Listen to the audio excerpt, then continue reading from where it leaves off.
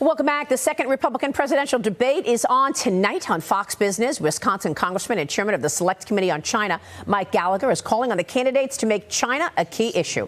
In an op-ed for the Orange County Register, Gallagher writes this: the Republican presidential nomination must properly frame the conflict in terms of the American people can understand. President Biden may call this a strategic competition, but let's be clear. The battle with the Chinese Communist Party is not a polite tennis match. This is a fight that will define the 21st century. Joining me right now is the man himself, Wisconsin Congressman, chairman of the House Select Committee on China, Mike Gallagher. Mr. Chairman, good to see you. Thanks very much for being here.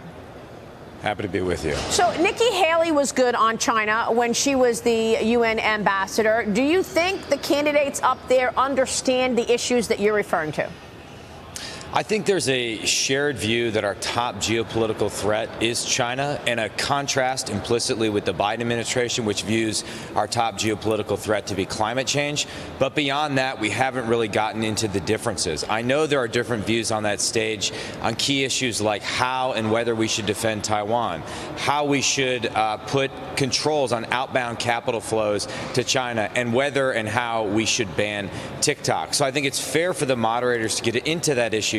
But given that it's at the Reagan Library, the most important thing for the candidates, if they want to pass the commander-in-chief test, is simply to talk about the threat that the CCP poses in clear, unapologetic, Reagan-esque terms, and also communicate a sense of optimism to the American people that we can win, that we deserve to win, because we are the good guys. Yeah, I mean, Congressman Mike Pompeo, the former Secretary of State, has told me that now communist China is inside the gates of America. They've had so many smart strategies in terms of infiltrating our business, stealing our technology and our intellectual property. I want to get your take on how tough it is to reverse that at this point. I mean, the strategies are even paying people of influence. We had the story this morning that we've been talking about where Hunter Biden was sent $250,000 or $260,000 from his Chinese partners, and it was sent, the beneficiary was Joe Biden's home, his Delaware home. So, I mean, is this president compromised? Will we ever really get any real movement from President Biden, given all of the money your colleagues told us that they've accepted as a family? Well, first, I would salute the oversight work that James Comer has already done to unearth a lot of what we didn't know prior to this. And I think hammers home the importance of having control of the House, having subpoena power, and doing basic oversight.